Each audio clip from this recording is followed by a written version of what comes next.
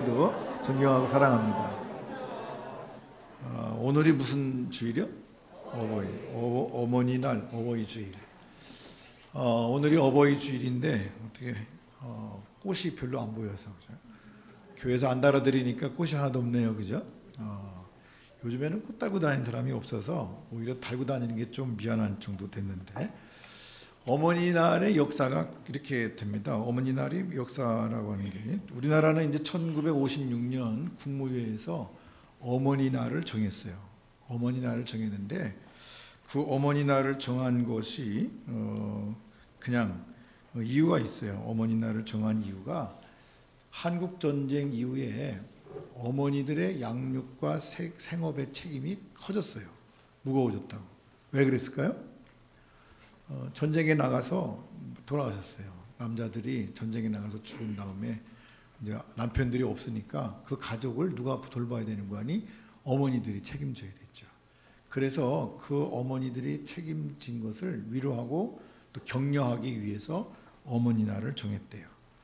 그러니까 어떤 면에서 보면 이 어머니 날 정한 것이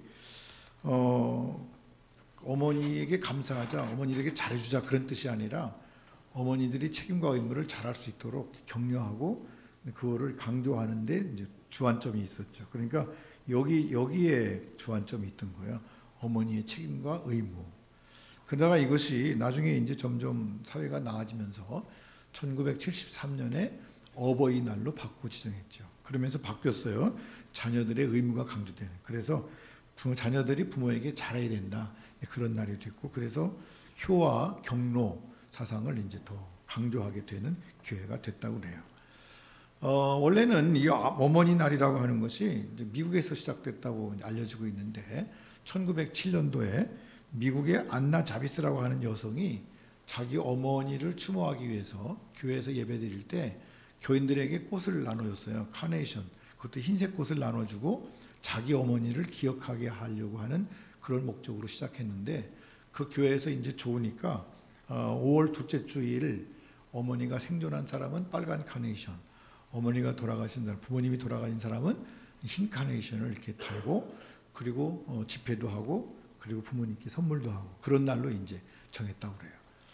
저희 어렸을 때도 그런 기억이 나요. 그래서 흰 카네이션 요즘에는 안 달아주지만 저희 어렸을 때는 그런 거 구분했어요. 그래서 부모님이 살아계시면 빨간 카네이션, 부모님이 돌아가셨으면 흰 카네이션을 달기도 하고 그랬던 기억이 납니다. 그 다음에 이제 그랬다가 1914년 미국에서 5월 둘째 주일을 어머니 날로 정하면서 미국에서 정식으로 기념일이 됐죠. 지금도 미국 사람들은 5월 둘째 주일날이 어머니 날이에요. 주일날이에요. 그러니까 우리처럼 5월 8일 이게 아니고 5월 둘째 주일. 우리나라에서는 그럼 언제? 우리나라는 원래 1956년에 시작한 것은 아니고요. 1930년도에 구세군 가정단이라고 하는 구세군에서 시작했는데, 그때 어머니 주일을 지키기 시작했고요. 1932년에 우리 감리교회, 그때는 이제 감리교회가 이렇게 하나가 아니고 북감리회, 남감리회가 이렇게 나뉘어 있었어요. 미국에서 선교하면서 북감리교회에서 선교한 교회는 북감리회 소속, 남감리회 소속이 더 선도한 교회는 남감리회 소속으로 이렇게 있었는데, 두 감리교회가 연합하면서 1932년에 5월 둘째 주일을 부모님 주일로 지키자 그 결의를 했어요. 그래서 감리교회에서는 5월 둘째 주일이 어버이 주일이에요. 우리도 이제 어버이 주일을 5월 둘째 주일로. 첫째 주일은 무슨 주일이죠? 어린이 주일. 둘째 주일은 어버이 주일로 우리가 지키고 있어요. 효도라고 하는 말, 효도는 여러 가지로 뜻이 있는데 이런 뜻이 있죠. 효의 효자가 이렇게 씁니다. 흑토자에다가 이렇게 쓰는 것이 이제 효자인데, 이게 무슨 얘기냐면 아들이 그 늙으신 아버지나 어머니를 이렇게 업고 가는 모습을 형상화한 거래요. 한자에서 그래요. 근데 이제 옛날에는 이제 이렇게 한자가 어머니를, 부모님을 업고 다녔는데, 요즘에 이런 그림은 이해가십니까? 이런 그림 뭐라고 그러죠? 캥거루족이라고 그래요. 캥거루족. 캥거루족이 뭐냐면, 요즘에는 자식들이 부모를 의지하고 살다 보니까 떠나질 않아. 30살이 되고 40살이 돼도 부모님한테 용돈 다 쓰고 그냥 그 부모님의 집에서 그냥 얹혀 살으니까 이 캥거루, 주머니 속에서 나오지 않는 캥거루, 캥거루족이라고 생겼어요. 또 그런 반면에 이제 효도가 자꾸만 변해서 고령화 사회가 되니까 젊은 사람은 얼마 없고 어른들이 많아지니까 부담이 커지죠. 그래서 이렇게 또 그리더라고. 효가 허리가 구부러져. 젊은 사람들이 허리 부러지게 일해가지고 어른들 공경해야 돼. 이런 시대가 자꾸만 이제 바뀌어지는. 그래서 어쨌든 효도가 이런 그런 그림 속에서도 우리가 볼 수 있지만 많은 변화를 가져오지만 그럼에도 불구하고 어른들한테 잘해야 된다는 사실을 우리가 알아야 되죠. 이런 얘기 들어봤나요? 잘 있어라 3번아 6번은 간다. 이게 무슨 얘기예요? 아시는 분? 이게 재밌어요. 잘 있어라 3번아 6번은 간다. 이게 무슨 얘기냐면 어떤 집에 그 어르신 아버지가 그 아들이 이제 오라고 그래서 아들네 집에 가서 살게 된 거예요. 얹혀 사는 거죠. 아니 모시고 사는 거지. 아들이 모시고 사는데 그 아버지가 거기 살다가 나중에 그 집에서 딱 나가면서 가출하는 거지. 자기 고향으로 돌아가시면서 편지지에다가 딱 썼대요. 볼펜으로 힘차게 눌러서 종이 구멍 뚫어지도록 빡빡 눌렀었는데 뭐라고 썼는 거 아니? 잘 있거라 3번아 6번은 간다 그랬다는 거 아니야. 그게 무슨 얘기가 보니까 1번이 누구냐면 며느리. 이건 내 얘기 아니고 책에 나오는 얘기예요. 며느리. 2번은 누구냐고요? 손자들. 3번은 누구냐고요? 아들. 4번은 누굴까요? 강아지. 5번은 누구죠? 도우미. 도우미 아줌마. 그런데 그 아버지가 느낄 때 자기는 그냥 그 집안에 없는 사람처럼 느껴지는 거예요. 살면서 별로 관심이 없어. 들어가든지 나오든지. 그러니까 이분은 늘 생각할 때 나는 여기 못 들어가고 6번인가 보구나. 그렇게 사신 거예요. 그래서 살다 편지지에다가 꽉꾹 눌러서 잘 있어라 3번아 6번은 간다. 그리고 갔다는 거 아니에요. 우리 교회 말고 저쪽에. 그러니까 우리 교회는 이런 거 없으니까 감사하죠. 근데 제가 글을 하나 갖고 왔어요. 읽어드리려고. 링컨 하우스 스쿨이라고 하는 그런 학교가 있는데 사립학교인 것 같아요. 그 원주에 있는 링컨 하우스 원주 스쿨인데 거기 이한규 교장 선생님이 그 인터넷에서 글을 썼더라고요. 이 얘기도 지금 그 글 중에 하나인데 제가 이야기한 거예요. 그건 읽어드릴 테니까 한번 들어보세요. 제가 좀 생각할 필요가 있어요. 우리 다 그런 건 아닌데. 뭐라고 썼는 거 아니? 요즘 애완견을 키우는 사람 중에는 애완견을 우리 아이라고 부르거나 돌잔치나 생일잔치 등을 해주고 유치원까지 보내는 이들이 있다. 개 생일날에는 연어, 컵케이크, 닭 안심구이, 오리 육포, 홍삼 사료 등을 먹이고 벽면엔 개 사진과 이름이 새겨진 현수막도 내건다. 생일 파티 비용은 40만 원, 50만 원 안팎. 여기에 맞춤 드레스와 답례품, 반려견 간식 등을 더하면 100만 원을 훌쩍 넘기기도 한다고 한다. 이분이 한 얘기 아니고 한다고 하는 거예요. 어느 부인은 개가 목 디스크에 걸리자 바로 병원으로 데려갔는데 수술하는 과정에서 자식 같은 개에게 대한 불안감을 이기지 못하고 기절했대. 실신해서 남편이 개와 아내까지 간호해야 한다는 웃지 못할 기사를 읽은 적이 있다. 요즘 어떤 사람들은 강아지가 밥을 잘 먹지 않으면 바로 병원에 데려가지만 부모님이 식사를 못하면 노쇠해서 다 그런 것이라고 한다고 한다. 밖에 나갔다가 집에 들어오면 부모님보다 개한테 먼저 인사하고 강아지가 똥을 싸면 용서해도 부모가 똥을 싸면 용서가 안 된다고 한다.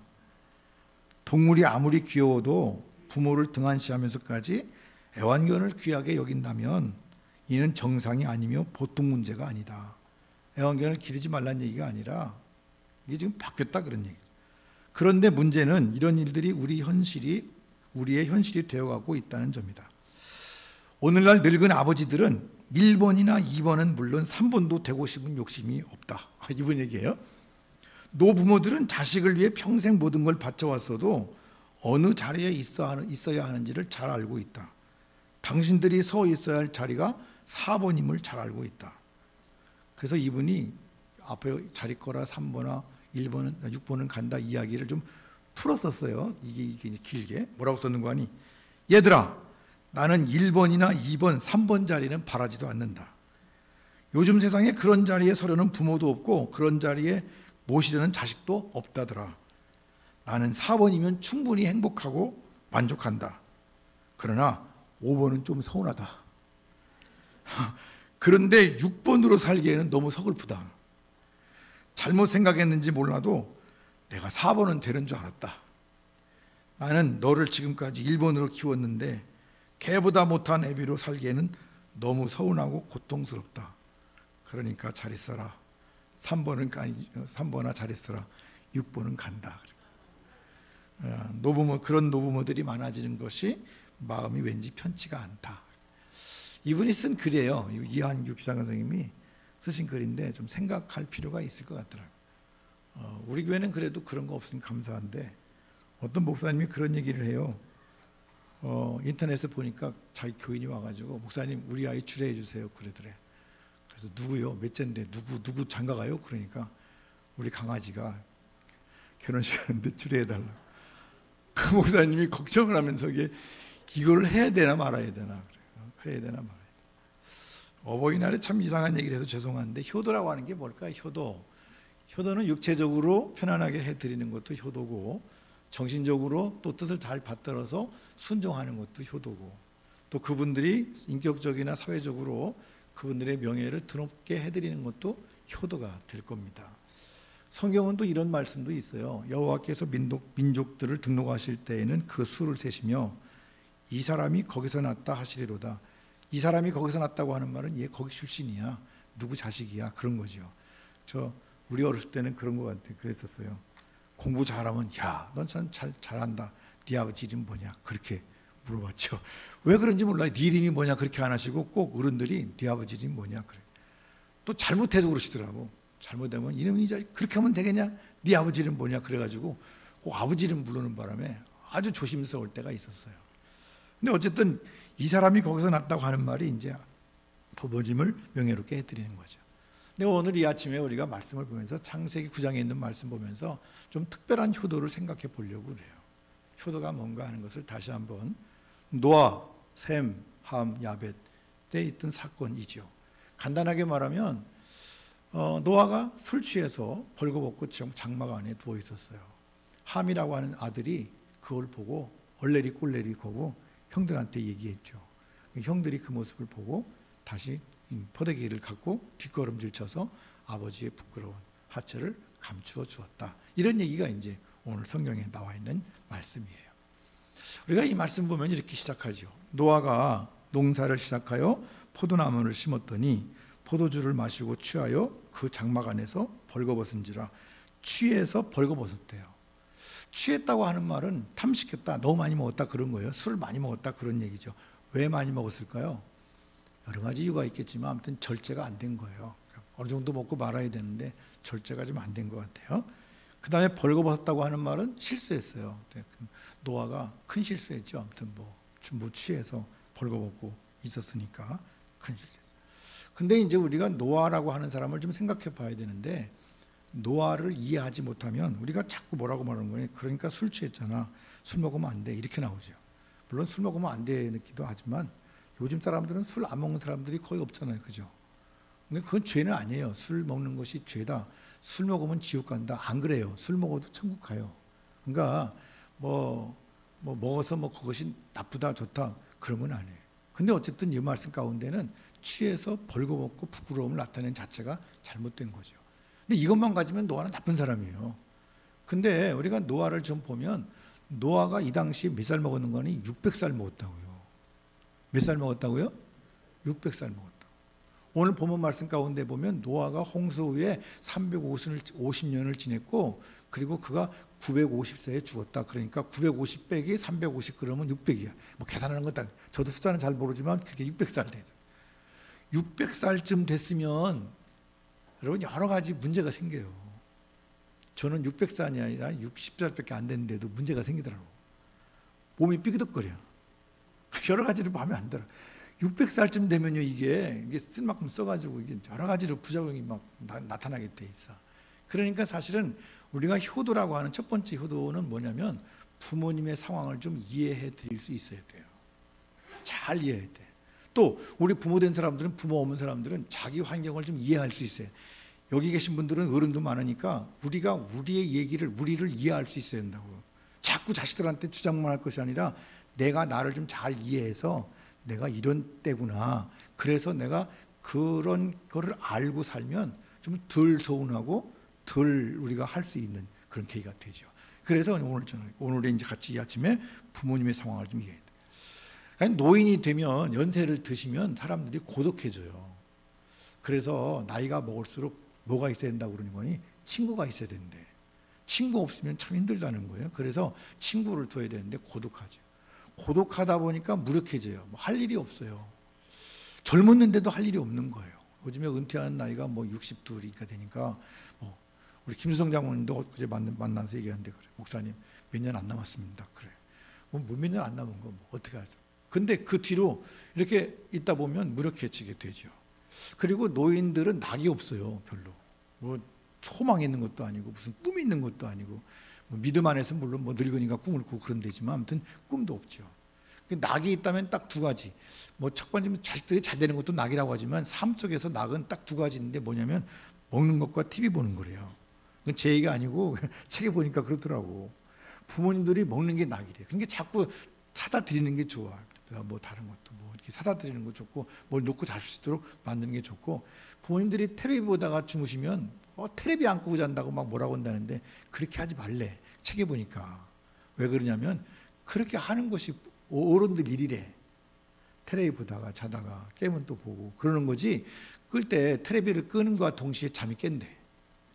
그러면 그때부터 잠을 못 주무신다는 거야. 그러니까 텔레비를 보다가 그냥 텔레비 소리를 듣고 주무시도록 내버려둬야 되는데, 그거 안 끄고 잔다고 전기세 아깝다고 그러지 말라는 거예요. 오히려 그것이 이제 이해하는 거죠. 그 다음에 어른 되면 탐식해요. 많이 드셔요. 근데 많이 먹는 이유가, 이게 많이 먹으려서 먹는 게 아니라 위신경이 둔화돼서 잘 모른대.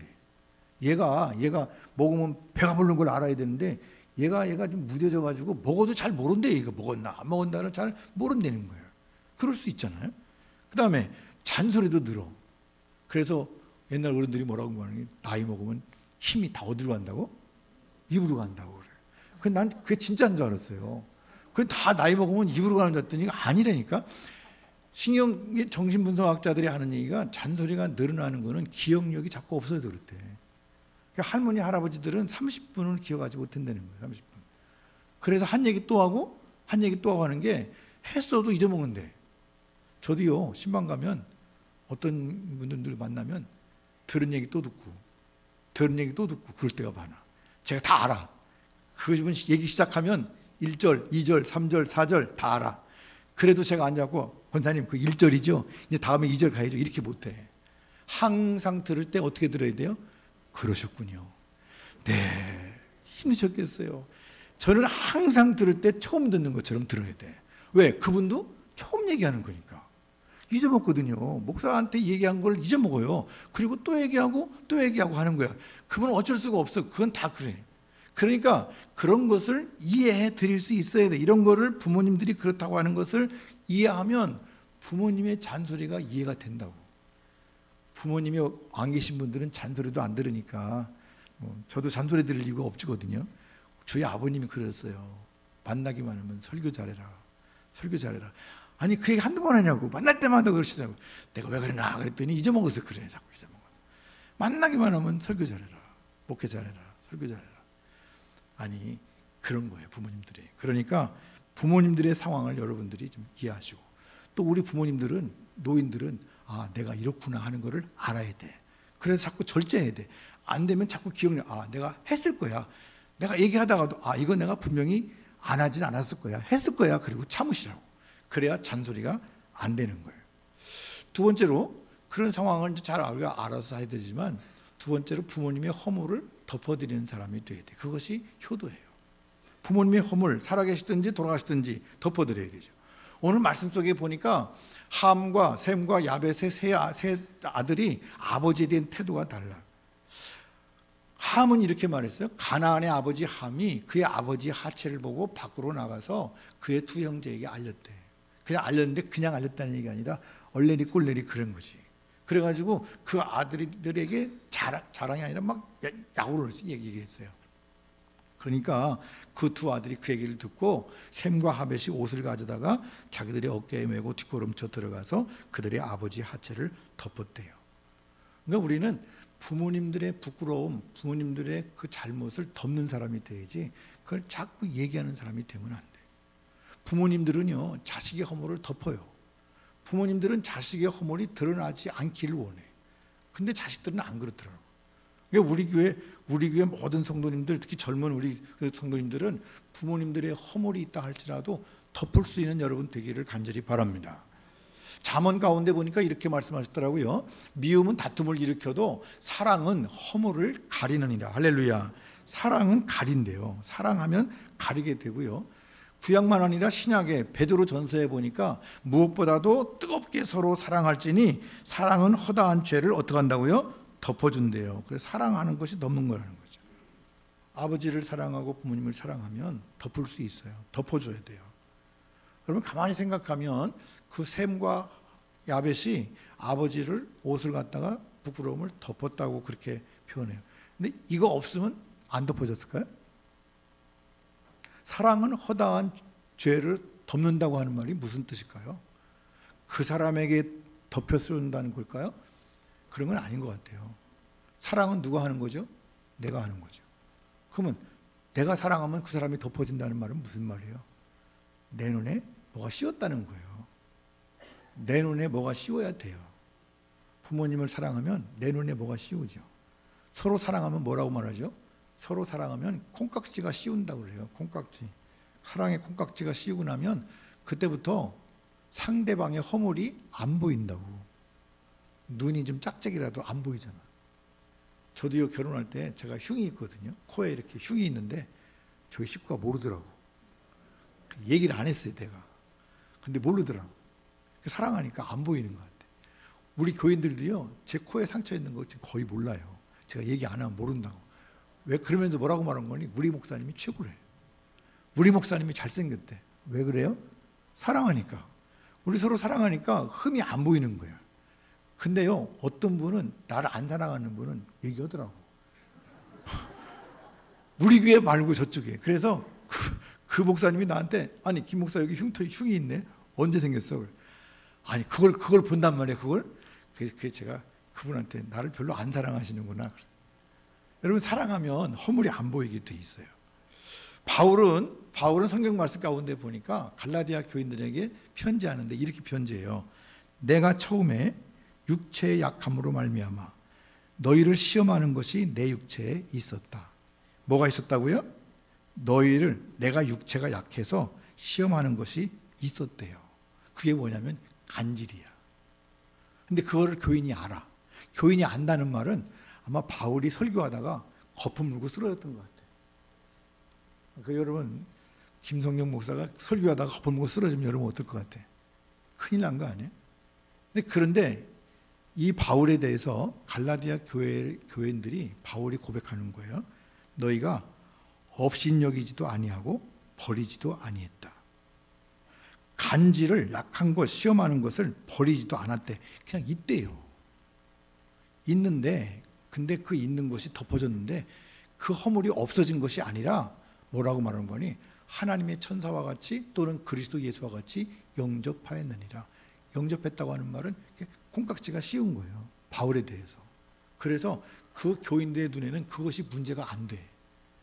앞으로 쓰러질 수도 있어. 지금까지 쓰러져 왔고 앞으로도 쓰러질 수도 있고 또 험한 꼴을 볼 수도 있다고요. 근데 교인들한테는 문제가 안 되는 거야. 왜? 사랑하니까. 사랑하니까.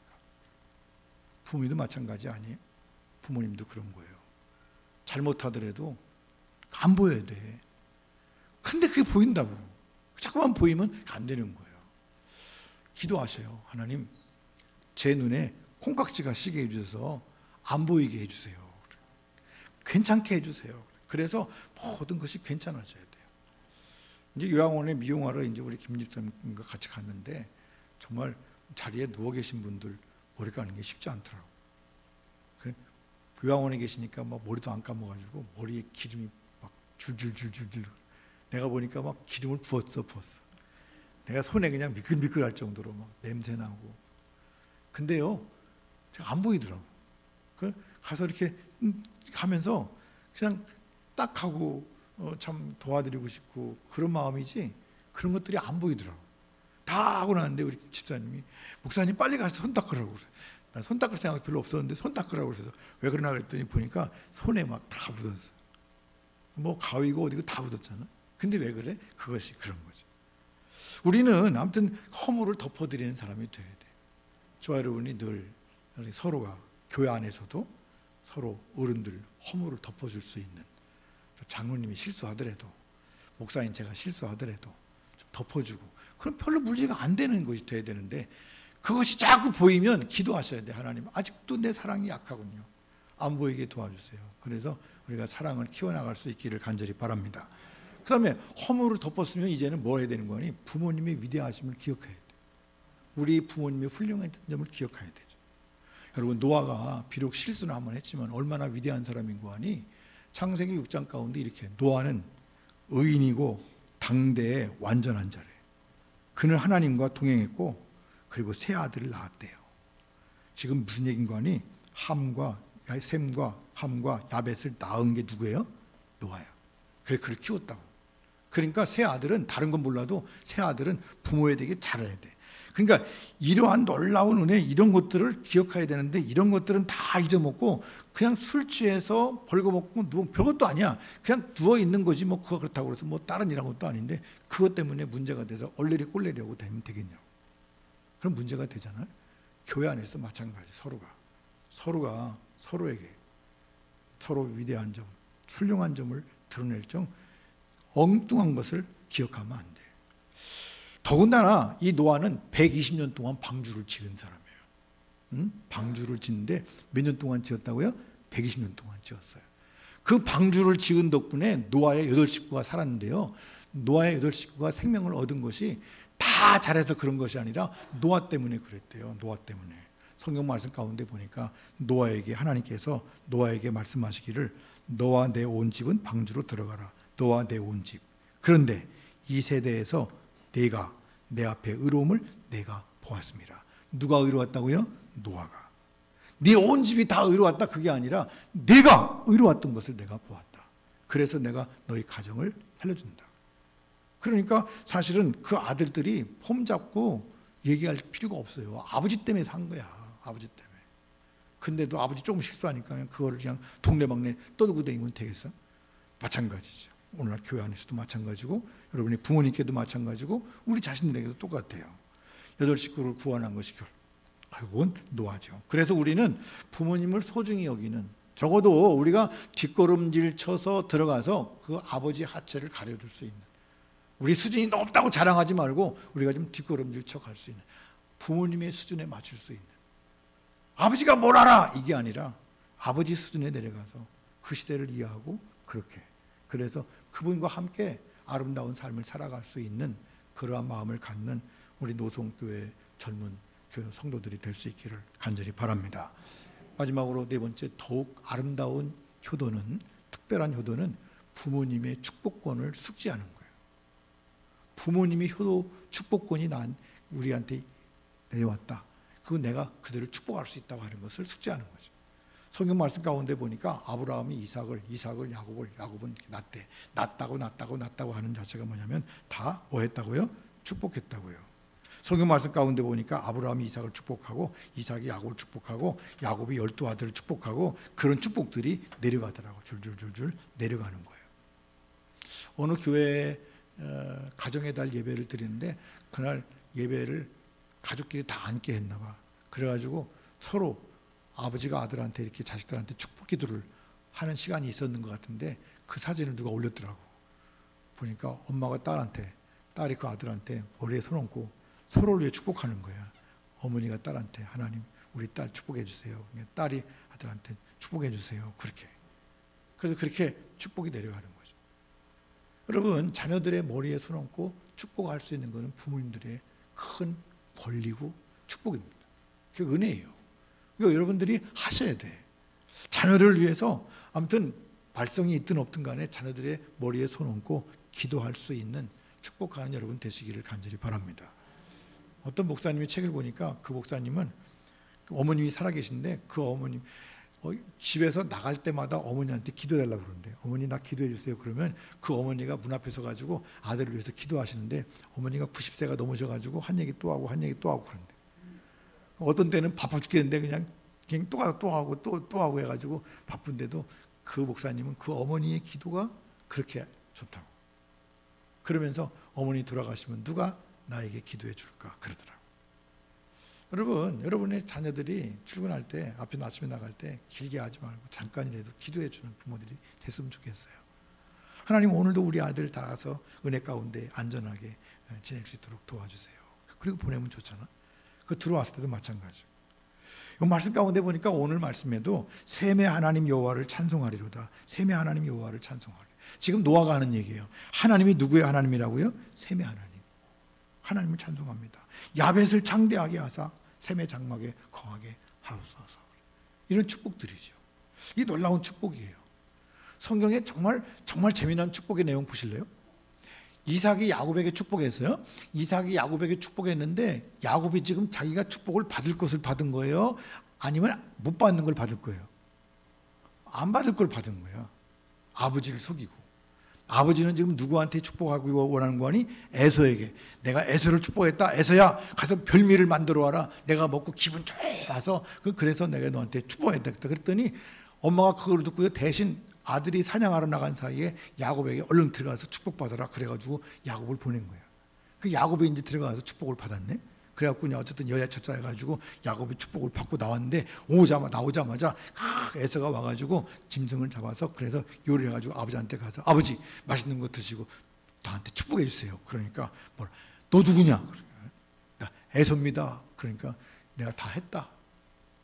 근데 재미난 거는 여러분 안 해야 되는데 했으니까 야곱이 이렇게 이삭이 아까 한 거 무효. 그리고 아까 한 거는 야곱이니까 무효고 다시 하자. 그렇게 할 것 같은데 그렇게 안 하더라고. 그러면서 오늘 말씀이요. 내가 오기 전에 내가 다 먹고 그를 위하여 축복하였은즉 누가 받을 것이다? 그가 받을 것이래. 그게 누군데요? 야곱이에요. 에서가 받는 것이 아니라 내가 축복했으니까 야곱이 받는다. 그런 얘기예요. 그러니까 부모님의 축복이 대단한 거예요. 여러분 축복하시고요. 또 자녀들은요. 축복. 부모는 어쨌든 복을 비는 마음이 있어야 되고 자녀들은 그 복을 믿고 의지하고 그리고 그 축복을 받는 마음을 갖고 그리고 살아갈 수 있어야 될 줄로 믿습니다. 근데 오늘 어버이 주일에 좀 힘든 설교인데 어떤 어버이 주일에 우리 그렇게 하자고요. 연세 드신 분이나 안 드신 분이나 똑같이 우리 서로의 형편을 좀 알아주고 서로의 허물을 덮어주고 그리고 서로 좋은 것들을 훌륭한 점들을 얘기하고 서로 축복하면서 살아갈 때 어린이날인지 아무튼 어버이주일인지 다 같이 이렇게 같은 마음으로 쓸 수 있을 거예요. 모순 중에서 가장 재미있는 모순이 뭔지 아십니까? 자기는 불효하면서 효자가 되기를 바라는 마음. 자기는 안 하면서 효자가 되기를 바라요. 그러면 그 아이들이 효자가 안 돼요. 안 될 수밖에 없어요. 왜? 보고 배우는 거니까. 그러니까 우리가 효자가 되려면 내가 효자가 돼야 되고 오늘 어버이 주일이니까 이 어버이 주일에 우리 특별한 효도를 해야 되는데 상황을 잘 이해할 수 있는 이게 부모님이라 했지만 서로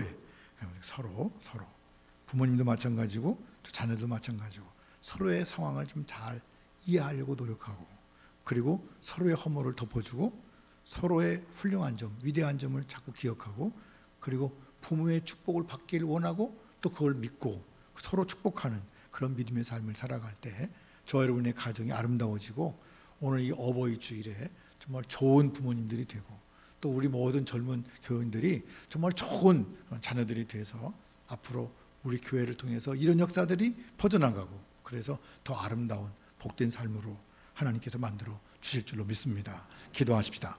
하나님 아버지 은혜를 진심으로 감사를 드립니다. 오늘 어버이